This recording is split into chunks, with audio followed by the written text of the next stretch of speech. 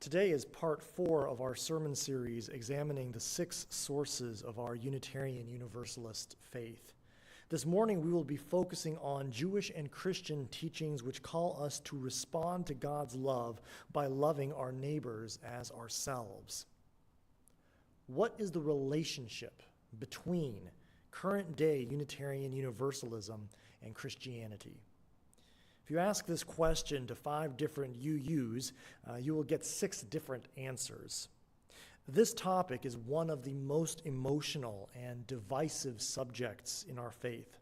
And folks who are relatively new to UUism may not understand the source of all this angst, so I will attempt to explain just how we got here. Let me begin by recognizing that we have in our church family here at UUCJ a diversity of individual viewpoints about and relationships to Christianity. We have several folks who identify as Christian UU, just as we have several folks who identify as Buddhist UU and Jewish UU. Now, in addition to Christian UUs, we also have several folks in our church family who left Christianity because they were at one time significantly harmed by Christianity. That is to say, harmed by a specific Christian church or Christian minister or Christian doctrine. Doctrines, for example, that punished independent thought, that perpetuated racism or sexism, that declared LGBTQ folks reprobate sinners worthy of spending an eternity in hell. In some instances, the harm caused by Christian institutions was so substantial that it caused legitimate trauma. For decades, UU churches were one of the only viable alternatives for traumatized ex-Christians in this country seeking a values-based community.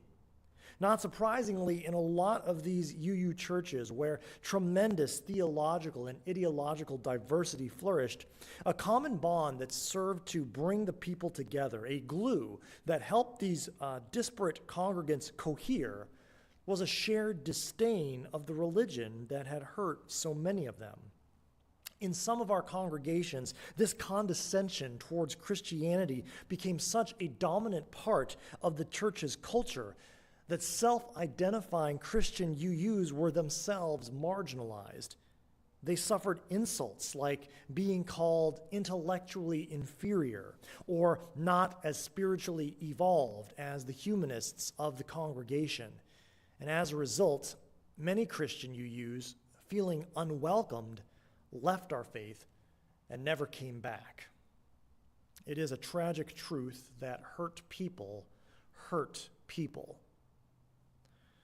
And so this question about the nature of the relationship between Christianity and UUism is not simply academic. It is a deeply personal question with profound emotional entanglements. And I'm going to try to wade into all of that this morning. I'm going to attempt to provide some context regarding the historical relationships between Judaism, Christianity, Unitarianism, Universalism, and Unitarian Universalism. And then I'll offer my own 2 cents about how to conceptualize our current relationship to Christianity.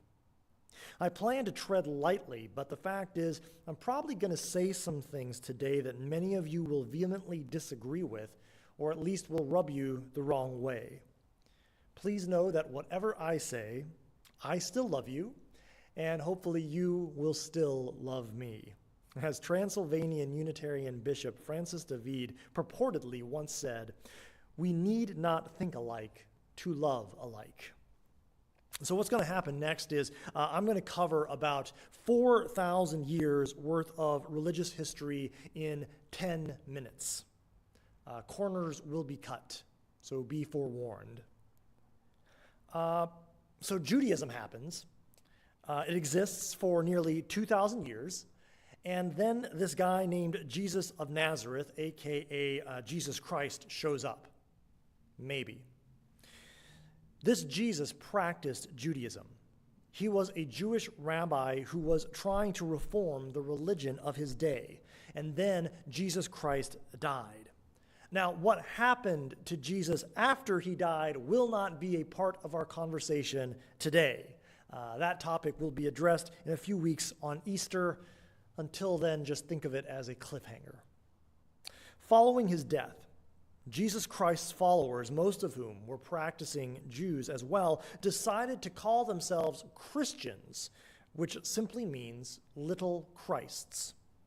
Now let's pause a moment to understand what it meant to be a Christian back in the earliest days. When the term Christian first came into existence, it was a super broad term denoting a huge diversity of beliefs about Jesus. When Christians first started calling themselves Christians, they didn't really know what they all believed. Was Jesus God? An official answer to that question wasn't made until the Council of Nicaea, which was still 300 years away. Was there a Trinity, with the Holy Spirit being co-equal with God the Father and God the Son? That conclusion came nearly 50 years after Nicaea. For the first 300 years of the Christian church, which, by the way, is a really long time, longer than the United States has even been a nation. For the first 300 years of Christianity, there was no established orthodoxy. So there was tremendous diversity of belief among the early Christians. Some Christians believed that Jesus was God. Some didn't. Some believed in a Trinity. Some didn't. Some believed Jesus physically rose from the dead, and some didn't. Yet they were all called Christians. And around this time, too, many Christians decided that they were no longer really a part of Judaism. Remember that in the beginning, Christianity was a Jewish sect, but eventually the Christians felt that they had outgrown Judaism. Christianity broke away from Judaism because it saw Jesus Christ as both the end of one religious dispensation and the beginning of a new one. But also, because non-Jewish male converts to Christianity didn't want to be circumcised as adults. That was actually a huge part of it, too. And so rather than cutting their penises, they all started their own religion. However, Christianity obviously still had and has a close relationship to Judaism. Christianity was born out of Judaism. Jesus, the leader guy of Christianity, was a practicing Jew. The Jewish Holy Scriptures were still considered holy. Nothing changed there. Jesus, per Christianity, didn't nullify the previous divine revelation belonging to the Jews. He simply fulfilled it. In this way, it would be fair to call Christianity a trans-Judaic faith. Trans is a Latin prefix which means to go through or to go beyond. Christianity went through Judaism, and it came out the other side as the logical end, the ultimate conclusion of Judaism. At least that's what many Christians would claim. Jews, of course, will rightly argue that point. Now, fast forward to the 4th century CE. The United States of America, the Roman Empire, has co-opted Christianity, seeking to turn it into the official state religion and use it as a form of social control of the people. Rome compels the Christian church to get its act together and create an official set of orthodox beliefs. A lot of arguing among the individual Christian churches ensues. Much blood is shed. Literally, Christians were literally killing other Christians during this time because Rome was forcing them to settle upon a single theology. But finally, over many years, an orthodox Christian theology eventually settles in. This orthodoxy recognized Jesus as God. It recognized a holy Trinity. It declared that Jesus physically and literally rose from the dead. It established doctrines of literal heaven and literal hell. But there were always Christians in those days who refused to accept these orthodox doctrines. For example, Those Christians who didn't believe in the Trinity, who believed Jesus was not divine and did not therefore split the unity of God, these Christians came to be known as Unitarians. They were labeled as heretics, but they still followed Jesus even if the Christians in power at the time disowned them. Then there were other Christians who accepted Jesus' divinity and the Trinity, but took issue with the idea that a perfect, all-loving God could send billions of souls to suffer torment in a literal and eternal hell. These Christians believed that the love of God was too powerful, too all-encompassing to be defeated or undermined by sin or hell or a devil. These Christians believed that in the end, all God's children universally would return to God. These Christians were called Universalists, and they were also labeled as heretics by the orthodoxy of the day, but they still followed the teachings of Christ as they understood them. And even though they were violently suppressed by the ruling Orthodox Christians, these heretical doctrines of Unitarian Christianity and Universalist Christianity kept popping up all over the Christian world for nearly 2,000 years. And each doctrine, Unitarianism and Universalism, showed up independently of one another in the early days of America. So from the beginning of the United States as a nation, a form of American Christian Unitarianism has existed, and a form of American Christian Universalism has existed. So American Unitarianism and American Universalism existed in the same country for a couple hundred years. And then in 1961, they decided to join forces. They got married. And instead of taking one name, they're very modern, it's the 60s, they decide to hyphenate their name without the hyphen. And thus is born the Unitarian Universalist Association. UUism is now a thing. So back in 1961, was Unitarian Universalism still a Christian religion? The thing is, both American Unitarians and American Universalists had been consciously moving away from their respective Christian identities for some time up to that point. The Christianity that had won the day here in America in the 20th century, much like the Christianity that won the day in Rome nearly 2,000 years before, was a particularly narrowly defined and somewhat oppressive faith system whose values stood in opposition to the values of both the Unitarians and the Universalists. So when the U's and the U's first got together in America in 1961, our UUA's first president, the Reverend Dana Greeley, announced that Unitarian Universalism was a post-Christian religion. Now, I've said this before, and I'll say it again this morning. I don't exactly agree with that. Rather than calling us a post-Christian faith, I would call us a trans-Christian faith. Much like Christianity is a trans-Judaic faith. UUism went through Christianity and came out the other side as something else. And even though we are a different creature now, much like Christianity is a different creature from Judaism, we nevertheless still bear the cultural and theological DNA of our mother faith, Christianity, and our grandmother faith, Judaism. As the Jewish sacred texts are still viewed as sacred by Christians, we UUs still hold as especially valuable, if not sacred, the Christian texts we inherited from Mom. And that is explicitly spelled out for us in our fourth source. Last week, we visited our third source, wisdom from the world's religions. Palestine, where Christianity and Judaism were both born, is, of course, a part of the world. So theoretically, Judaism and Christianity are already covered by our third source. So why then are they singled out and lifted up for special recognition by a fourth source? Well, it's because they are, in fact, special, to us at least. They share a historically different relationship to us, a more proximate relationship than other faith traditions from across the world.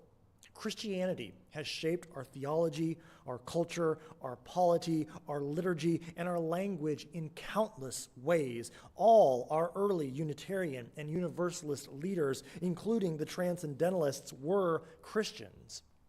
If you were to try to strip away every vestige of Christianity from Unitarian Universalism today, I'm honestly not sure what you would have left.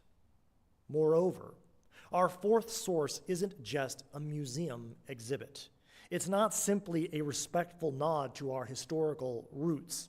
The fourth source is in present tense, just like all our other sources. Jewish and Christian teachings are meant to be a source of our faith in the here and now, still accessed and still applied to our faith today, just like our other five sources. And as part of our Unitarian Universalist associational covenant, this congregation, UUCJ, has promised, along with over 1,000 other UU congregations across the UUA, to recognize and uphold these Jewish and Christian teachings as a valid source of our faith. But to be clear, with all that said, even using the broadest definition of the word Christian, I don't think that UUism can still be called a Christian faith or a Christian denomination.